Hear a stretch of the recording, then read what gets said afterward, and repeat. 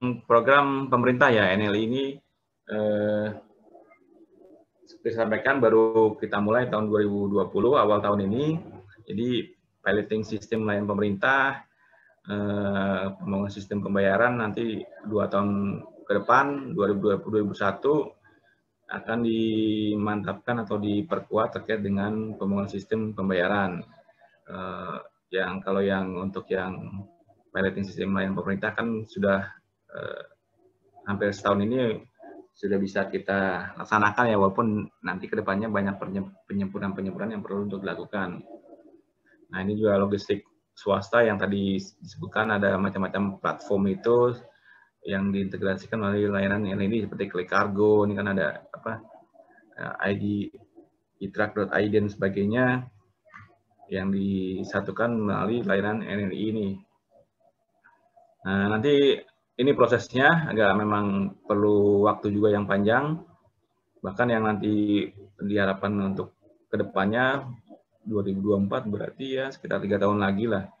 Ini nanti perbaikan di layanan, contohnya zonasi terminal peti kemas, bahkan nanti ada sinkronasi kereta api dengan peti kemas di pelabuhan. Tapi ini proses yang memang panjang dan memang tidak mudah juga karena pastinya akan biaya besar juga yang bakal dikeluarkan pemerintah, tapi dengan manfaat yang diperoleh oleh pemerintah dan masyarakat, sepertinya program ini atau proyek ini perlu untuk dilanjutkan untuk sampai tahun 2024 ya diharapkan. Nah ini sampai sejauh ini capaian sudah didapat. Jadi kalau dilihat dari tabel ini yang sudah dilaksanakan seperti penerapan pengajuan pemeriksaan dan profil tunggal antara bea cukai karantina ikan dan karantina pertanian ini kalau lihat di berita ini sudah dilaksanakan piloting project-nya contohnya di Pelabuhan Tanjung Mas. Jadi antara bea cukai dengan karantina ketika melakukan pemeriksaan impor barang produk ikan dan lainnya itu dilakukan secara bersama joint inspection antara bea cukai dan karantina. Jadi menghemat waktu yang awalnya harusnya bea cukai melakukan pemeriksaan sendiri, nanti kemudian karantina melakukan pemeriksaan sendiri juga disatukan melalui joint inspection antara pemerintah. Nah ini memang perlu komitmen bersama antara instansi pemerintah yang terlibat di sektor ekspor dan impor barang. Nah ini yang tadi kita bahas nih, menjadi pertanyaan, integrasi layanan perizinan ship to ship, FSU, dan perizinan usaha dan perizinan masukkan barang konsumsi di kawasan Gunung Batam. Nah ini FTSD dan FSU sudah diterapkan, dan walaupun mungkin ada kendala, tapi nanti kedepannya akan dilakukan terus penyempurnaan. Nah ini di hal-hal yang sudah dikerjakan di pelabuhan lain seperti Tanjung Perak, kemudian di Tanjung Mas juga di Priuk dan Belawan. Kemudian, nah ini yang terkait dengan efisiensi logistik nasional. Nah ini perhitungan yang sudah dikaji secara komprehensif oleh pemerintah. Nah ini diharapkan hitung-hitungannya yang bisa kita tekan untuk pengurangan biaya logistik yang cost-nya merugikan atau membebani pengguna jasa atau pengusaha ya. Jadi awalnya dengan contohnya ada DO dan SP2 online ini yang sebelumnya dibatasi oleh waktu dan kemudian hari, dengan adanya aplikasi NLI ini bisa non-stop ya, 7 hari 24 jam, jadi setiap pengeluaran barang cukup melalui platform yang ada itu. Kemudian ini yang kegiatan untuk e-tracking ini pengusahaan truk yang awalnya pengguna jasa atau pemilik barang atau import-eksportir melakukan pemasangan secara manual ke pihak-pihak perusahaan tracking. Dengan terciptanya ekosistem yang baru ini diharapkan pemesanan bisa dilakukan melalui website yang sudah dibangun oleh NLI ini, melalui NLI. Jadi juga terkait dengan harganya yang tidak transparan dan mungkin kalau bahasa milenial tuh menembak harga ya. Jadi harganya sewenang-wenangnya. Dengan adanya NLI ini akan lebih transparan karena bisa sesuai dengan kebutuhan pengguna jasa atau perusahaan ekspor impor yang beroperasi di pelabuhan contohnya. Kemudian juga ini contoh inspection juga. Jadi joint inspection yang awalnya pemeriksaan atau pengajuan dokumen secara masing-masing ke instansi yang ada di pelabuhan, dengan dana NLI ini diharapkan terbangun single submission dan single joint inspection antara pemerintah dan ini yang baru diterapkan untuk pemeriksaan barang antara terkait dengan karantina, karena memang secara internasional itu kan di pelabuhan dan bandara itu jadi kesepakatan internasional bea cukai karantina dan imigrasi itu atau CIQ itu yang instansi yang harus ada di pelabuhan internasional atau bandara internasional. Nanti kedepannya integrasi ini akan dibangun, akan diharmoniskan sehingga bisa mempercepat proses rilis barang ekspor dan impor. Nah ini juga terkait dengan pengangkutan yang awalnya harus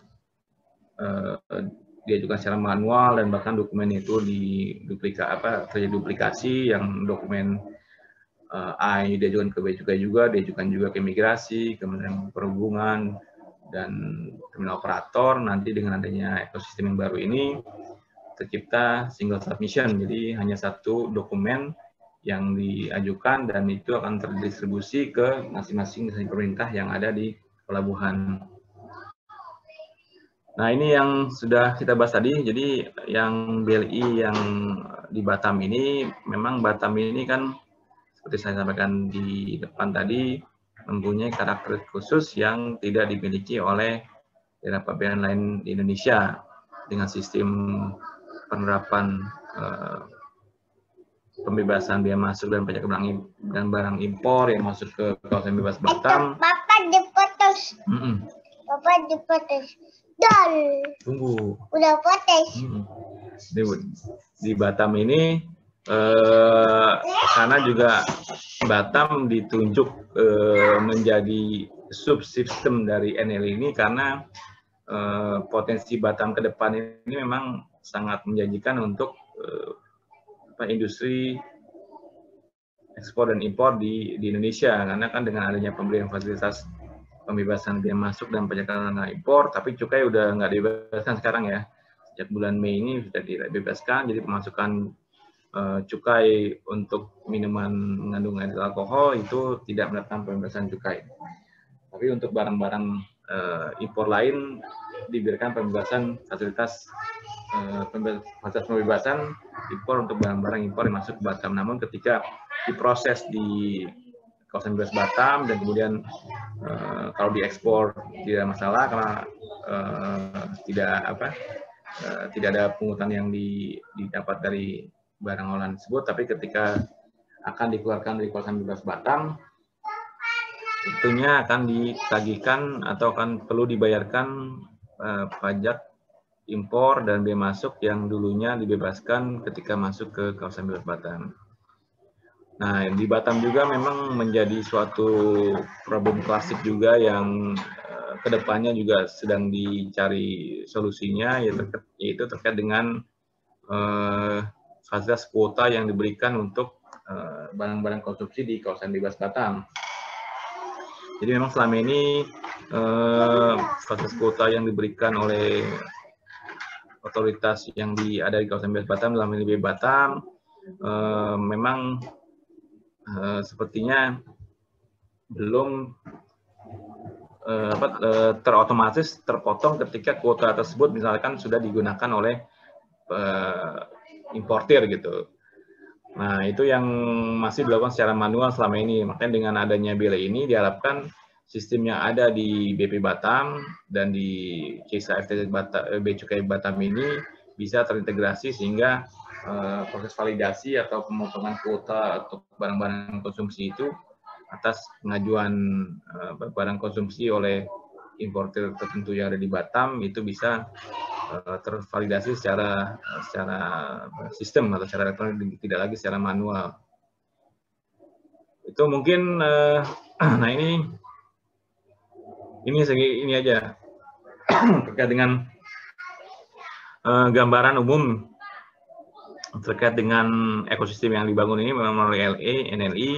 Jadi kalau lihat dari gambar ini kan bisa terlihat bahwa prosesnya sangat manual sekali ya, dari yang contohnya dari cargo owner ini dia harus datang misalnya ke shipping line untuk pengangkutan barangnya itu, kemudian harus memesan untuk tempat di kapal tersebut dari shipping line, kemudian dia harus datang juga ke operator pelabuhan atau operator untuk mendapatkan DO-nya dari tempat tersebut, kemudian dibalik lagi. Jadi memang prosesnya sangat-sangat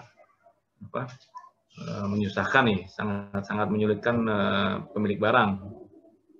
Jadi nah ini yang sebenarnya kan kalau lihat dari diagram ini akan terlihat bahwa biaya-biaya yang dikeluarkan itu memang kan sangat besar sekali ya. Contohnya seperti pemilik barang dia harus datang ke shipping line, itu kan ada cost misalnya terkait dengan transportasi yang digunakan, biaya-biaya lain, dan mungkin juga terkait dengan mungkin dan ini berpotensi sebenarnya menimbulkan biaya tinggi itu tagihan-tagihan atau fee yang informal contohnya. Jadi ketika berhadapan mungkin contohnya dengan pihak-pihak tertentu yang tidak bertanggung jawab, tentunya akan menciptakan misalnya kesusahan buat pengguna jasa juga atau pemilik barang.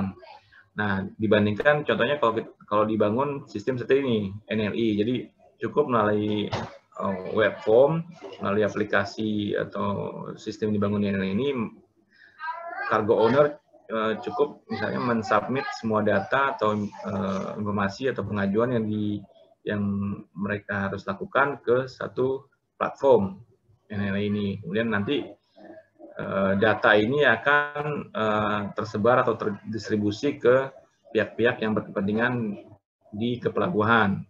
Jadi akan masuk ke sistem Inaport-nya Kementerian Perdagangan contohnya, masuk ke sistem Bea Cukai di JSA-nya, juga akan masuk ke sistem shipping line contohnya.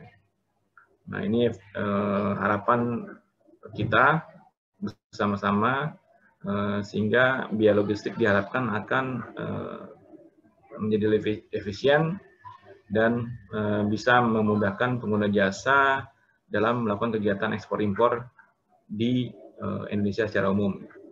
Nah ini juga ini contohnya yang terlihat ada joint inspection. Jadi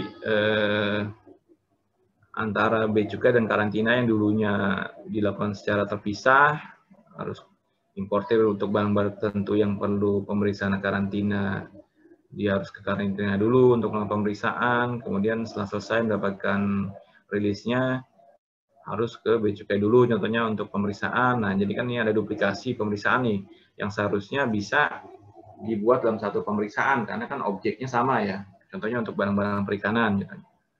Nah, ini kan tentunya ini menimbulkan ada dokumen penyampaian dokumen 2 kali untuk karantina dan ke Bea Cukai, juga ada pemeriksaan yang 2 kali dilakukan. Nah, ini tentu sangat-sangat tidak efisien dan menyulitkan atau membebani pengguna jasa. Nah, kemudian dengan adanya NL ini dibuatlah sistem joint inspection dan juga single risk management gitu. Jadi yang awalnya mereka 2 kali, nah ini pengajuan job sekali, nanti Bea Cukai dan karantina yang akan datang untuk melakukan pemeriksaan bersama, karena kan fokus karantina itu kan pemeriksaan fisiknya terkait dengan misalnya contohnya barang-barang yang diimpor itu memang sudah bebas dari hama hewan dan penyakit lainnya, sedangkan Bea Cukai fokusnya kan terkait dengan pungutan atas barang impor tersebut.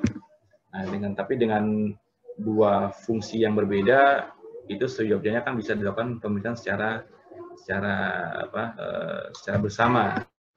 Jadi memperpendek waktu clearance barang. Jadi juga